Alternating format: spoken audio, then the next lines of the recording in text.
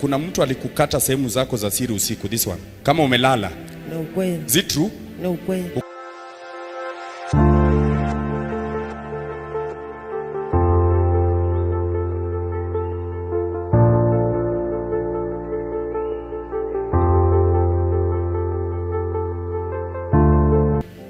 Chenye ninaona kwako, ninaona kwa huyu mama. Kuna mtu alikukata sehemu zako za siri usiku, this one. The Holy Spirit is talking to me about you. Simama juu. Kuna vile kitu ilikuja ikakukata sehemu za siri usiku. No ukweli. Kama umelala. No ukweli. Is it true? No ukweli. Ukasikia umekatika kabisa.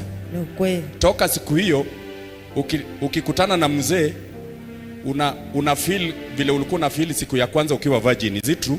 No ukweli. Clap for Jesus of Nazareth. Amen. Focus. Hebu mwambie nieleze ni nini.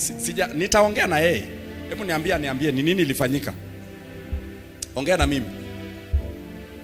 Niliamka tu na nikasikia hivyo uchungu na si kuelewa nini kenye kimefanyika. Nikaanza kufuatilia sipati chipu. Baada ya hapo nini ikafanyika? Nikaanza kuhisi mwili wangu utaifu. Nikaanza kuhisi mwili wangu kuwa mtaifu. Paka wa leo. Na mzee? Sasa ikaanza kuwa ni visirani. Ni visirani. Mkikutana nini inafanyika? Yaani hata mwenyewe naokopa. Kwa sababu gani? Nieleze.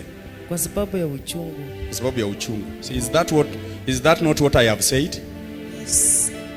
Ninaweza hata kukuambia mwenye unasikiaga uchungu na yeye. Nikwambie anaitwa nani? Nikwambie jina lake? Niambie. Naweza sema nikitaka. Sema Juma. Juma. Sijui Juma ni jirani yake ama Juma ni nani? Unajua Juma? Ni mume wangu. Mume wako. Juma. Ukikaribia Juma unasikia uchungu. No ukweli. No ukweli. Na kuna mtu mwingine pia nasikia anaitwa Solomon. Anaitwa Solomon Juma, yeye ni majina yake yote. Nani? Anaitwa Solomon Juma.